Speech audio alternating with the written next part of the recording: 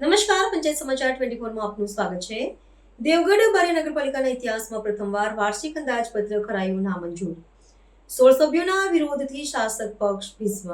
દેવગઢ બારી નગરપાલિકાના ઇતિહાસમાં સર્જાયેલી એક ભૂતપૂર્વ અને ઐતિહાસિક ઘટનામાં તાજેતરમાં મળેલી ત્રિમાસિક સામાન્ય સભા દરમિયાન આગામી નાણાકીય વર્ષ 2026-27નું વાર્ષિક અંદાજપત્ર નામંજૂર કરવામાં આવ્યું છે।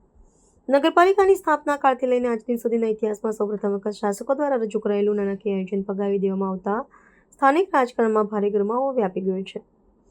સભાની કાર્યવાહી દરમિયાન 16 જેટલા ચૂંટાયેલા સભ્યોએ એક જૂથ થઈને આ અંદાજપત્રનો સખત વિરોધ નોંધાવ્યો હતો અને પાલિકા પ્રમુખ ધર્મેશભાઈ કલાલની વહીવટી પ્રણાલી સામે ગંભીર આક્ષેપો કર્યા હતા। ખાસ કરીને નગરના રસ્તાઓ, જળ વિતરણ અને વ્યવસ્થા અને માર્ગ પ્રકાશન વ્યવસ્થા માટે નગરપાલિકાના ભંડોળમાંથી આર્થિક જોગવાઈ કરવાના નિર્ણયનો પ્રબળ વિરોધ કરવામાં આવ્યો હતો।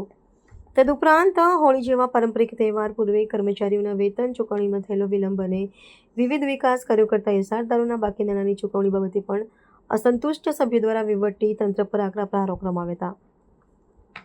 આર્થિક અને વહીવટી મુદ્દાઓ ઉપરાંત નગરમાં સ્થાપિત 100 ફૂટ ઊંચા રાષ્ટ્રધ્વજ સ્તંભની રોશની લાંબા સમયથી બંધ હોવાનો રાષ્ટ્રીય ગૌરવનો લગતો ગંભીર મુદ્દો પણ સભામાં ગાજ્યો હતો, જેને તંત્રની ઘોર બેદરકારી સમાન ગણાવાયો હતો।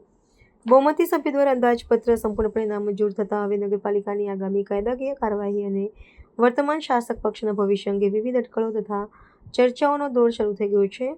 આ રાજકીય મડાગાંઠના પરિણામે નગરના આગામી વિકાસ કાર્યો અને નાણાકીય વ્યવસ્થાપન સામે મોટું પ્રશ્નાર્થ ચિહ્ન ઊભું થયું છે।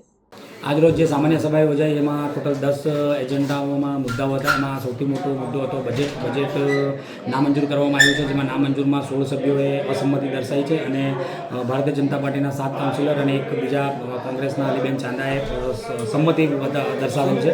આમ નામંજૂર થતાં આવનાર સમયમાં પ્રાથમિક સુવિધા દેવગઢ બારી વિકાસના કામ સાથે પ્રાથમિક સુવિધાઓ પણ હંમેશા માટે જ્યાં સુધીનું નિરાકરણ નહીં આવે ત્યાં સુધી બંધ થઈ જશે અને તેની જવાબદારી એકલી નગરપાલિકા પ્રમુખની રહેતી નથી। સભાખંડમાં જેટલા બી સભ્યો હોય એમની હોય છે, કારણ કે એમના બધાના સાથ અને સહકારથી જ આ વસ્તુ શક્ય હોય છે અને એમની પ્રાથમિક જવાબદારીમાં આવે કે તમે બી લોકોના મતોથી જીત્યા, લોકોએ તમને જીતાડ્યા છે, તો એ કોઈપણ પ્રાથમિક સુવિધા કે વિકાસના કામોથી વંચિત ન રહી જાય। શું રાખો? ધર્મેશ કુમાર ભરતભાઈ કલાલ, નગરપાલિકા પ્રમુખ દેવગઢ બારી।